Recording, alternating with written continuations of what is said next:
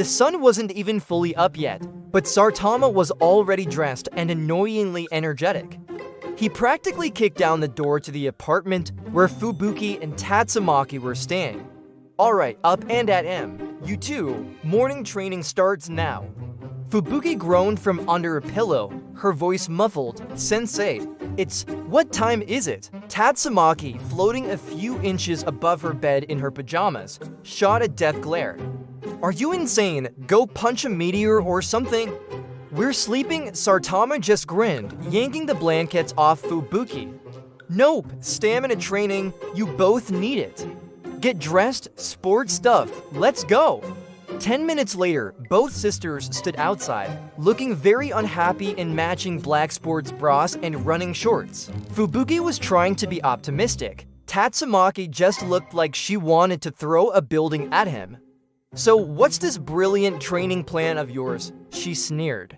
Saitama pointed down the empty street. Simple. We're gonna run, Saitama stretched casually. The routine is a 10-kilometer run every morning. It builds character. And leg muscles, Fubuki managed a weak smile. 10 kilometers. Okay, I can do this. It's for the good of the Hero Association. Tatsumaki scoffed, crossing her arms. 10 kilometers? You're wasting the Tornado of Terror's time with a light jog? I could do this in my sleep. Saitama just shrugged, then prove it. Let's go. He started off at a leisurely pace, hands stuffed in his pockets, not even breaking a sweat. Fubuki took a deep breath and started running, her expression determined. Tatsumaki, however, simply lifted off the ground, floating along beside them. See, effortless, Saitama didn't even turn his head.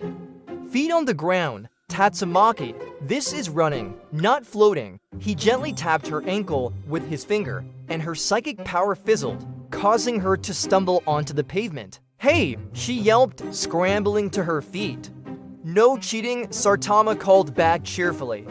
Grumbling, Tatsumaki actually started to run, her face a mask of pure annoyance. Fubuki was really giving it her all. Sweat was beading on her forehead, and she was breathing a little heavily, but she kept a steady pace right behind Saitama. She was surprisingly resilient. Tatsumaki, on the other hand, was not having a good time. A few kilometers in, her pride was the only thing keeping her from stopping. For someone who could level a city, she was shocked to find that her cardio was, well, terrible. How are you ... not even tired? She gasped, glaring at Saitama's perfectly relaxed back. He just glanced over his shoulder. Oh, this is just a warm-up. He then picked up the pace, just slightly. It wasn't a sprint, but it was enough to make both sisters gasp and push harder. Their athletic outfits, designed for serious movement, were now starting to show the strain of their exertion as they breathed harder, trying desperately to keep up. A few early morning joggers them, their eyes widening. One guy whispered to his friend, "Hey, isn't that Caped Baldy?" And the Blizzard and Tornado sisters, wow, he must be running some kind of S-class fitness boot camp. Tatsumaki had had enough. Her pride was warring with her burning lungs. With a growl of frustration, she tried to use her powers again, just a little lift to make it easier. Before she could get more than an inch off the ground, a light asterisk bonk asterisk echoed as Saitama tapped her on the head. Ow, what was that for? She shrieked. Saitama looked at her, his expression perfectly deadpan. I told you, stamina training, not float training. Keep running. Defeated, Tatsumaki's feet hit the pavement again. A minute later, Fubuki couldn't take any more. She collapsed onto a nearby park bench, panting, "Sensei ... I need a break." Tatsumaki, not wanting to look as weak as her sister, but feeling just as exhausted, promptly sat on the ground, leaning against the same bench. Saitama jogged in place, looking completely unfazed. A break, but we're only halfway done, 5 more kilometers to go. Fubuki and Tatsumaki both stared at him in horror. Halfway, they shrieked in unison, a fire ignited in their eyes. It was no longer about training, it was about pride. There was no way they were going to be shown up by him.